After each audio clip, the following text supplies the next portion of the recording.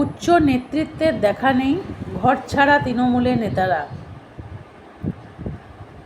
সক্রিয় কর্মীরা ঘরছাড়া, পাঁচিলে বসা তৃণমূল নেতারা নিশ্চিন্তে পাড়ায় ঘুরছে।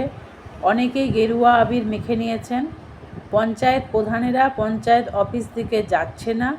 সদস্যদের মধ্যে অনেকেই গেরুয়ায় রাঙিয়ে নিয়েছেন।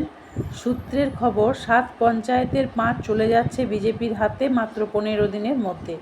এটাই এখন কাঁকসা ব্লকের দাপুটে তৃণমূলের নেতাদের অবস্থা। সুইচ অফ অধিকাংশ বড় নেতাদের। পরিযায়ী নেতারা আপাতত ঠান্ডা ঘরে। নিচুতলা নেতাদের মার খাওয়া কর্মীদের অভিযোগ, বড় নেতাদের ফোন অধিকাংশ সময় বন্ধ থাকছে। অঞ্চল সভাপতিরা ফোন ধরছে না, অনেকেই ঘরছাড়া। নেতাদের ঘরে হামলা হলেও প্রাক্তন বিধায়কের দেখা নেই। এখন তৃণমূলের নেতাকর্মীরা অনাথ।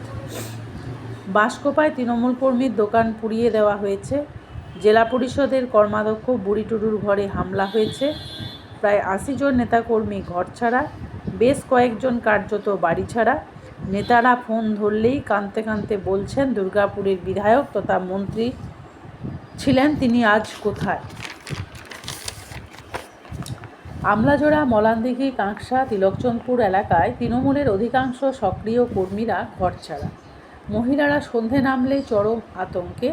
প্রাক্তন বিধায়কেরা আসেননি একবারের জন্য। ফোন করে খোঁজ নেওয়ার মতো মানবিকতা দেখাননি কোনো জেলা নেতা। নিচুতলা কর্মীরা অসহায় অবস্থায়। জয় শ্রীরাম স্লোগান উঠলেই আঁতকে উঠছেন পুরুষ শূন্য মহিলারা। এই বুঝি ঢিল কিংবা বাজি উড়ে এলো। সংবাদ মাধ্যমের কাছেও মুখ খুলতে নারাজ ঘরছাড়া পুরুষদের বাড়ির মহিলারা।